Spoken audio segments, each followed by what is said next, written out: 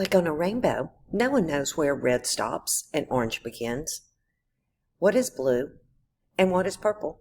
And nobody knows what indigo really is.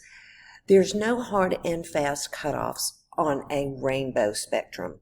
So in the spectrum of bonding, while we've made it seem like we know the difference between ionic and covalent, it's a really little more subtle, more like the difference between orange and red orange when we talk about polar and nonpolar bonding. We've set up some convenient cutoff values on our spectrum of bonding, numbers based on the electronegativity table. Now, there are many electronegativity tables that you can choose from. So the cutoffs that we're using match our table and may vary from situation to situation, teacher to teacher, or textbook to textbook. But they're not going to be very different, and they all reflect this spectrum of bonding. No matter what electronegativity table we use, and wherever we place our cutoffs, science agrees that we need to designate or indicate through bond notation what type of bond that we are looking at. Let's do some examples. For our nonpolar bond, we're going to look at two bromine atoms that bond together. And so to determine information about them, we need to look at our table, and we discovered that bromine has an electronegativity value of 2.8. To find the difference, we subtract bromine from the electronegativity value of, bromine, and we find that the difference is 0. And 0 on our scale falls right here in the nonpolar covalent range. To represent a nonpolar covalent bond, the bond notation is simply using a dash to indicate the shared electron pair in between the two symbols for the atoms that are bonded in a nonpolar covalent bond.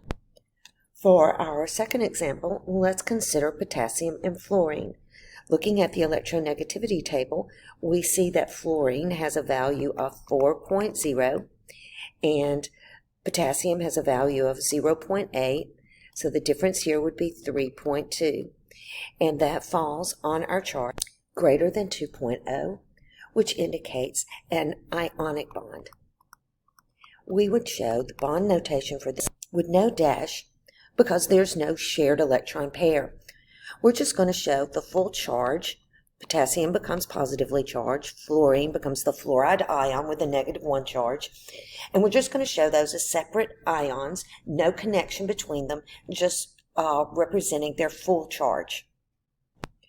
Polar covalent bonds create molecules that have properties that resemble the both ionic and the nonpolar bond.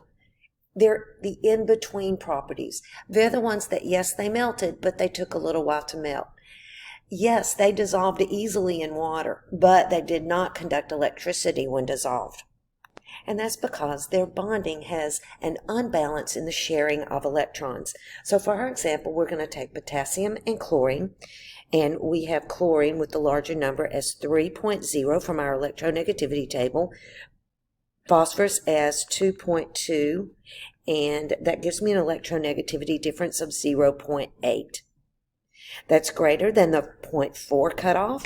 It's less than the 2.0 cutoff. So here we're going to first use a dash for the bond.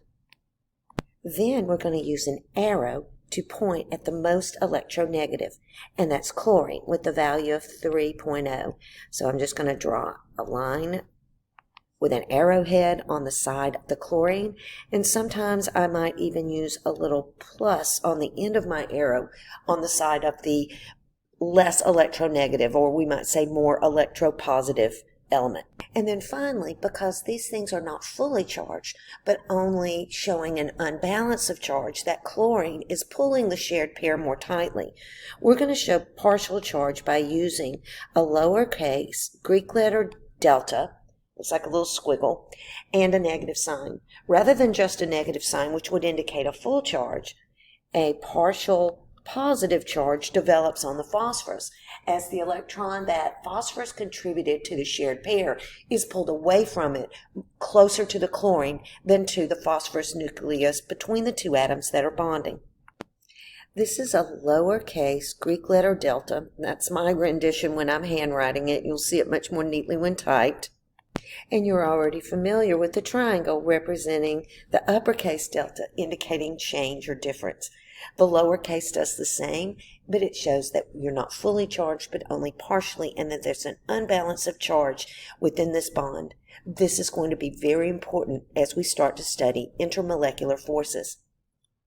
The properties that we've learned about dissolving in water, dissolving in nonpolar substances, conductivity, and melting point can all be accounted for by examining the forces that the molecules that form have on each other.